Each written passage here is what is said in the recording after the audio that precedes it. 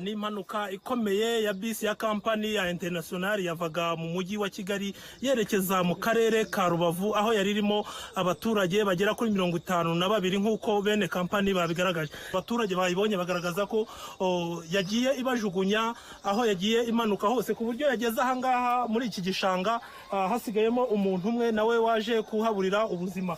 Gusa uko bigaragara iyi modoka yangiritse cyane dore ko aha ihagaze ari hejuru y'urutare kubw'amahirwe nirwo rwatumye itamanuka ngo igwe hasi mu mukoki cyangwa se muri ruhurura nini cyane ihari. Ndagira ngo wumve bamwe mu baturage babonye impanuka ndetse baje gutabara uko babibonye ndetse n'ubutabazi batanze dore ko bakuraga kuri uyu musozi bahitanwe n'iyi mpanuka babazamura kuri kaburimbo muri ibyo birometero bigera kuri 2.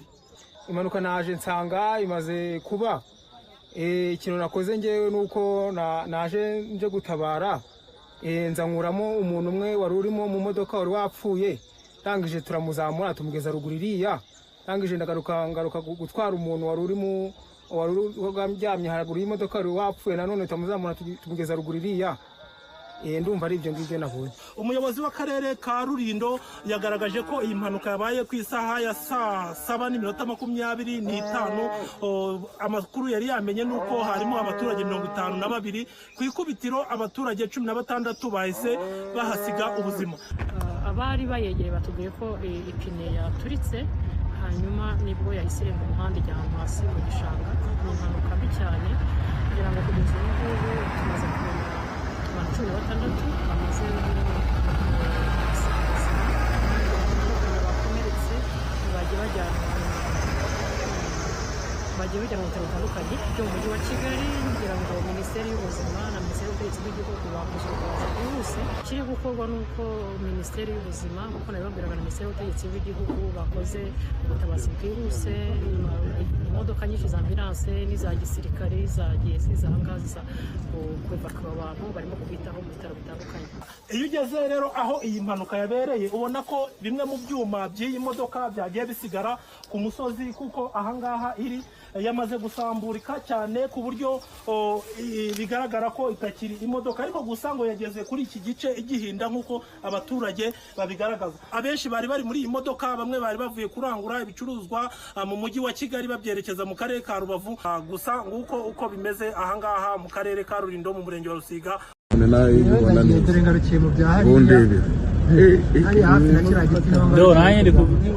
Urabibona uzara abantu barimo kuvara kugera kuri none ubu nta n'uri kubakora abandi kugenda batandukanye.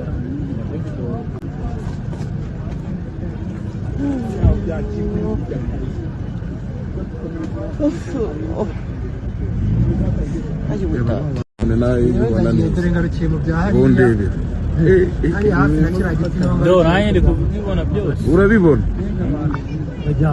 uzara abantu barimo kuvara kugera kuri none ubu nta n'uri kubakora abandi kugenda batandukanye.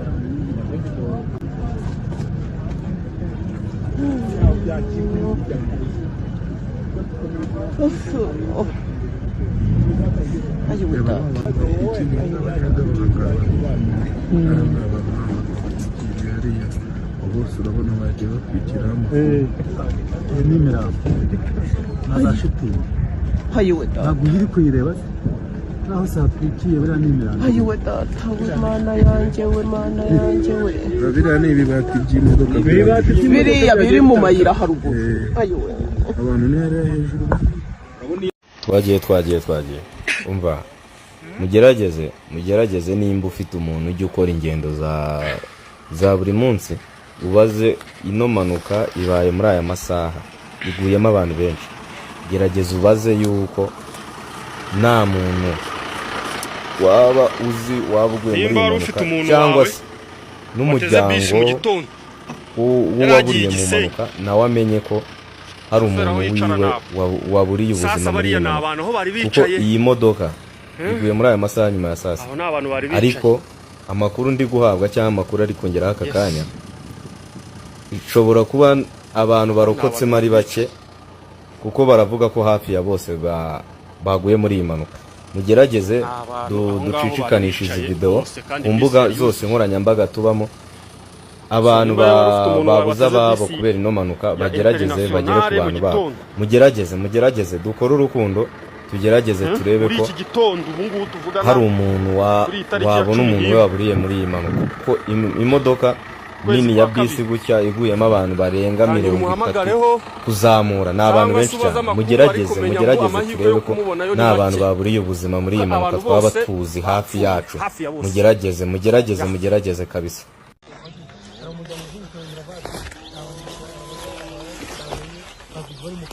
Ikone wabaye kure. Igihe twamanukira?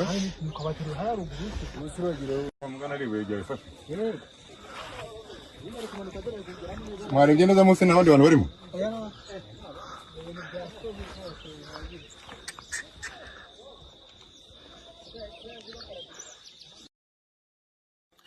ni impanuka ikomeye ya bisi ya kampani ya International yavaga mu mujyi wa Kigali yerekeza mu karere ka Rubavu, aho yari irimo abaturage bagera kuri 52 nk'uko bene kampani babigaragaje. Abaturage bayibonye bagaragaza ko yagiye ibajugunya aho yagiye imanuka hose, ku buryo yageze ahangaha muri iki gishanga hasigayemo umuntu umwe nawe waje kuhaburira ubuzima. Gusa uko bigaragara iyi modoka yangiritse cyane, dore ko aha ihagaze ari hejuru y'urutare.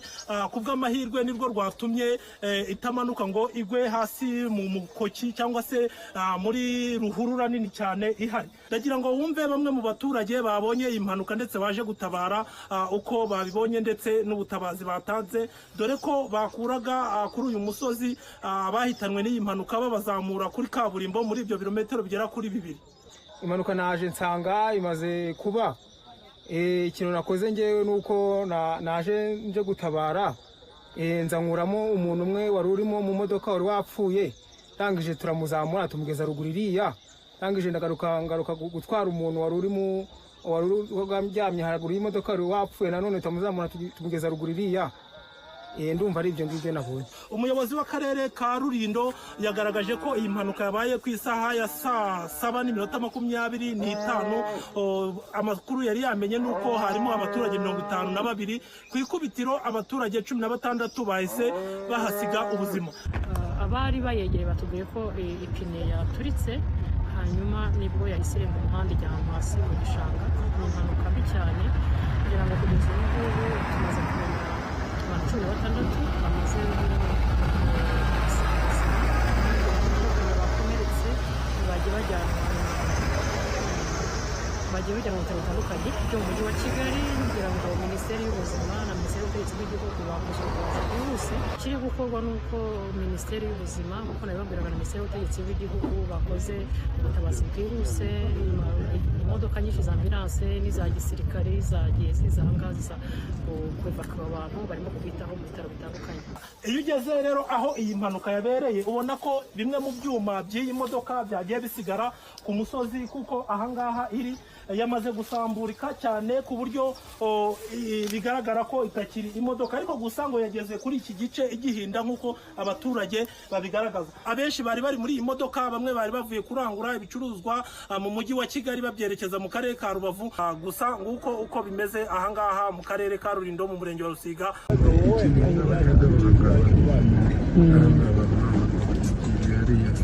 Bose urabona bagiye bakwikiramo n'imirambo na za shitingi.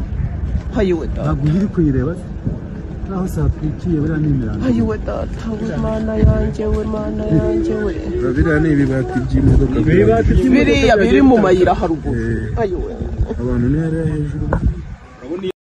Twagiye umva, mugerageze nimba ufite umuntu ujya ukora ingendo za buri munsi, ubaze ino mpanuka ibaye muri aya masaha iguyemo abantu benshi. Gerageza ubaze yuko nta muntu waba uzi wabuguye muri mpanuka, cyangwa se n'umuryango w'uwaburiye mu mpanuka nawe amenye ko hari umuntu wiwe waburiye ubuzima muri iyi mpanuka, kuko iyi modoka iguye muri aya masaha nyuma ya saa 6. Ariko amakuru ndi guhabwa cyangwa amakuru ari kongeraho aka kanya, ishobora kuba abantu barokotsemo ari bake, kuko baravuga ko hafi ya bose baguye muri iyi mpanuka. mugerageze ducicikanishe izi video ku mbuga zose nkoranyambaga tubamo, abantu babuze ababo kubera ino manuka bagerageze bagere ku bantu babo. Mugerageze dukore urukundo, tugerageze turebe ko hari umuntu wabona umuntu we waburiye muri iyi mpanuka, kuko imodoka nini ya bisi gutya iguyemo abantu barenga 30 kuzamura, ni abantu benshi cyane. Mugerageze turebe ko nta bantu baburiye ubuzima muri iyi mpanuka twaba tuzi hafi yacu. Mugerageze kabisa.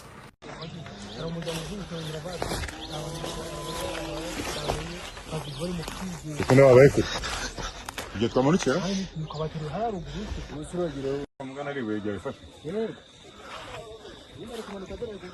mwarebye neza munsi n'abandi bantu barimo.